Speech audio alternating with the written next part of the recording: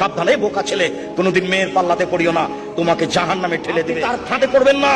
ও ভয়াবহ বস্তু, আপনি দেখলেন না? ওই যে জুলাইখা সব দরজা বন্ধ করে দিল, সব দরজা বন্ধ করে দিয়ে বলছে, হাই তালাক, এইসব তুমি আমার সাথে জেনায় লিপ্ত হও। সব দরজা বন্ধ করে বলছে, এইসব তুমি আমার সাথে জেনায় লিপ্ত হও।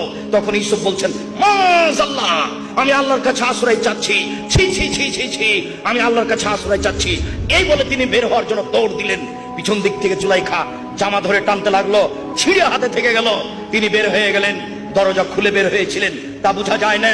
তিনি আগে আগে বের হলেন, পিছনে পিছনে জুলাইখা বের হলো। সেখানেই ছিল জুলাইখার স্বামী।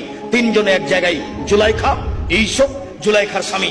চট করে জুলাইখা কথা পরিবর্তন করে দিল, দেখেন এই লোককে আপনি বাড়িতে রেখেছেন যে আপনার স্ত্রীর সাথে জেনা করতে চায়, আর আপনি একে বাড়িতে রেখেছেন এ আপনার স্ত্রীর সাথে জেনা করতে চায়। সাবধানে বোকা ছেলে, কোনোদিন মেয়ের পাল্লাতে পড়িও না, তোমাকে জাহান্নামে ঠেলে দিবে।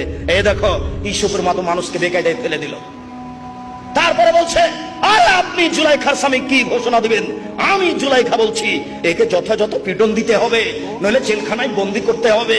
ইউসুফকে যথাযথ পিটন দিতে হবে, নইলে জেলখানায় বন্দি করতে হবে। 12 বছর জেল হয়ে গেল। 12 বছর পরে সরকারের পক্ষ থেকে ইউসুফকে ডাকতে আসা হলো। ইউসুফ বললেন, আর আমি জেল থেকে বের হবো কেন? জুলাইখাকে জাতির সামনে বলতে হবে, আমি জুলাইখা অন্যায় করেছি, ইউসুফ অন্যায় করেনি। যতদিন পর্যন্ত জুলাইখা জাতির সামনে ঘোষণা না দিবে, ততদিন পর্যন্ত আমি ইউসুফ জেল থেকে বের হবো না। জুলাইখা জাতির সামনে ভাষণ দিল, পৃথিবীর মানুষ শুনে রেখো, মিশরের মানুষ শুনে রেখো, আমি জুলাইখা মিথ্যাবাদিনী, ইউসুফ সত্যবাদী পুরুষ, অন্যায় আমি করেছি, ইউসুফ অন্যায় করেনি। এই ঘোষণা দেওয়ার পরে তিনি জেল থেকে বের হলেন।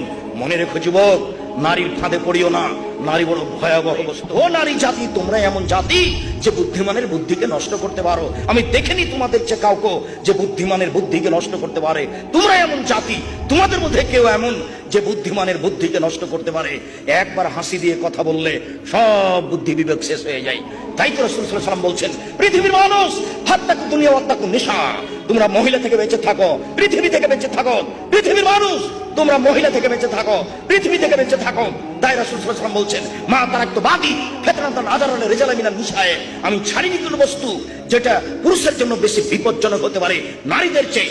নারী হচ্ছে পুরুষের জন্য সবচেয়ে বিপজ্জনক বস্তু, নারী হচ্ছে পুরুষের জন্য সবচেয়ে বিপজ্জনক বস্তু, নারী হচ্ছে পুরুষের জন্য সবচেয়ে বিপজ্জনক বস্তু। তাই তো রাসূল সাল্লাল্লাহু আলাইহি ওয়াসাল্লাম বলছেন, ইন্নাল মারাতা তুকবিলু ফি সুরাতি শায়তান ওয়া তুদবিরু ফি সুরাতি শায়তান, নিশ্চয়ই মহিলারা শয়তানের বেশ ধরে আসে, শয়তানের বেশ ধরে যায়। নিশ্চয়ই মহিলারা শয়তানের বেশ ধরে আসে, শয়তানের বেশ ধরে যায়। নিশ্চয়ই মহিলারা শয়তানের বেশ ধরে আসে, শয়তানের বেশ ধরে যায়।